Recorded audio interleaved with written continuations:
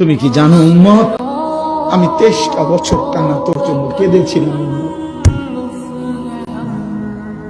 আমি এমন কাঁদা কাঁদছি রে উম্মত তোদের জন্য।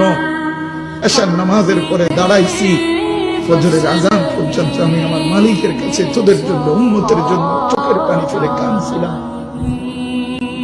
আমার এত চোখের পানি তোর দিল গলাইতে পারলো না। আমি তায়েফের পাথরের আঘাতে আমার পিঠটা চালনির মতো ছিদ্র ছিদ্র হয়ে গেছে রক্তে। আমি বুকে পেটে 2টা পাথর বাঁধছি ক্ষুধার কষ্টে। আমি উহুদের দান্দান শহীদ করা রক্তে উহুদের ময়দানে পড়েছিলাম বেহুশ হয়ে। আমার ঘরের চুলায় 3 মাস রান্নার জন্য কোনোদিন চুলায় আগুন জ্বলে নাই। আমার এত চোখের পানি, এত রক্ত, এত ক্ষুধার কষ্ট, কিছুই তোর মন গলাইতে পারলো না, তোরে সেজদা দিতে পারলো না।